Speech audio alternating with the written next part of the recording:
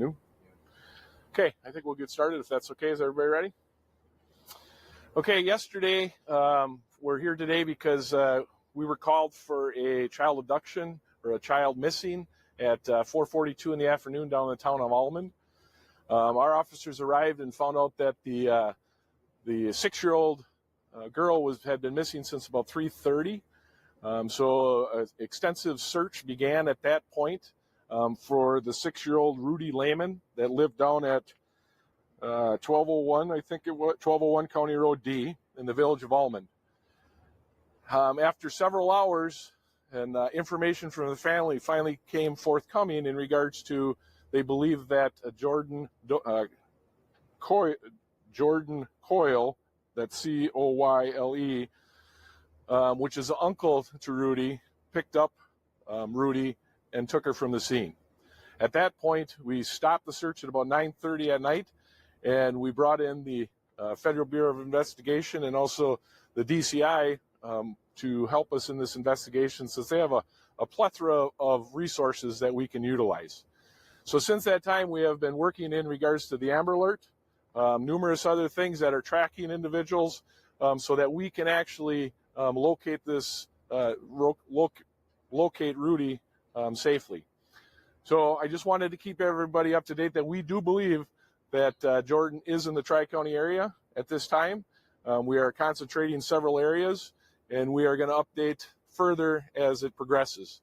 But the FBI from Eau Claire, Wausau, and Green Bay are here with about 20 agents. We have about 20 agents from the Department of Justice that came up to assist us, along with Stevens Point Police and numerous other agencies local that have been assisting us throughout this investigation. When you say Tri-County area, which 3 counties are you referring to?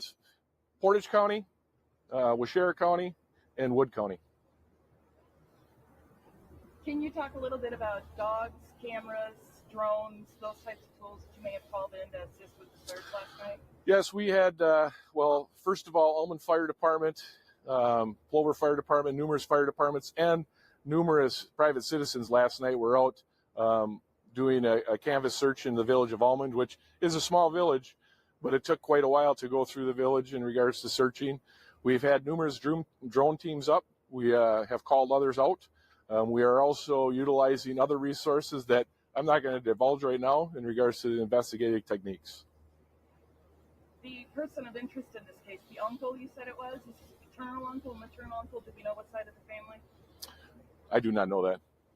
He has a rather long history in court records for Washera County, including being a child sex offender. Is the concern heightened for this child's safety now that we think she might be in his custody? Well, anytime a child is taken without the parents' consent, it's a heightened in my book for anybody. Is it heightened for this? Yes, of course it is, in regards to Mr. Coyle's previous history. Do Jordan and Ruby have a close relationship? According to the family, the uncle and niece, yes, they do have a close relationship.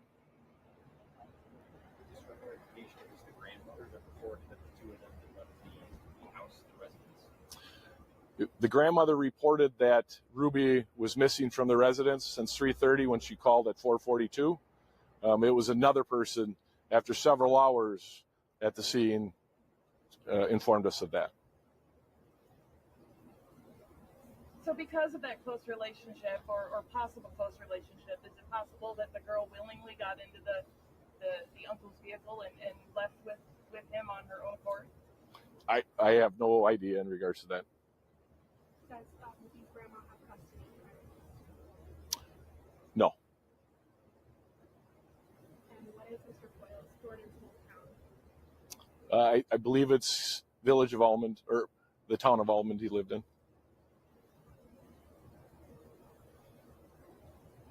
So see something, say something. Do you have a preferred method where people reach out if they see something? Yes, we set up an Amber Alert tip line actually for Portage County. Not just the P3 app, not just the Portage County tip line. This is actually through the state that organized this for us. So it's 1-888-304-3936. And anybody that has any information in regards to contact with Jordan, any information at all that they think might be useful, we encourage them to contact the tip line. Did anyone witness Jordan with Ruby and Jesse? I have no comment on that.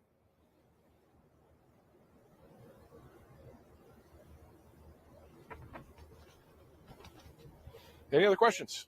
Is his criminal history a primary factor in the Amber? I'm sorry, what? Is his criminal history a primary factor in the Amber? No, the primary is a 6-year-old that was missing and without any parental consent being taken from the location. And that's why, we brought in the resources that we have. And again, sitting here right to my left here is Mike Meyer from the FBI from Green Bay, and then I have Jesse Crow from the Department of Criminal Investigations.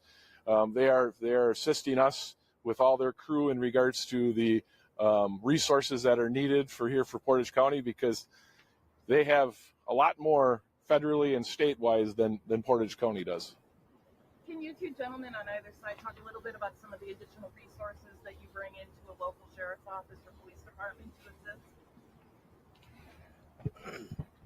I can say that whatever the sheriff's department needs, we're here to assist with that.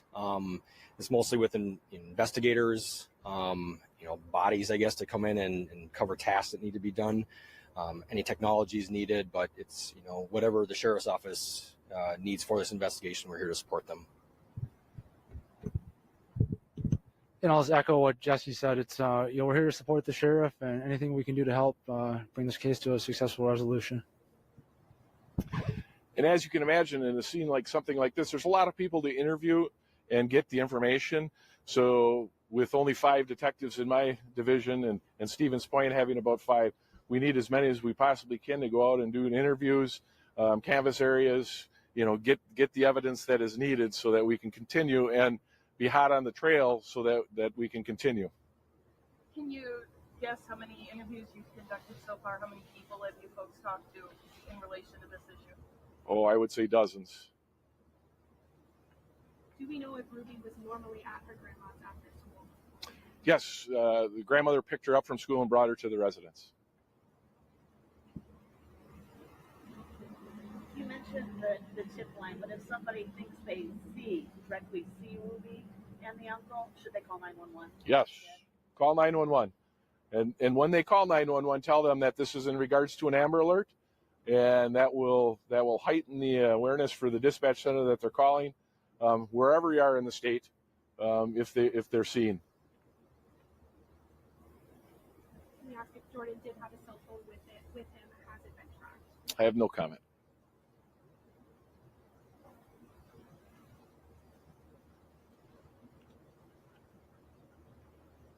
Okay.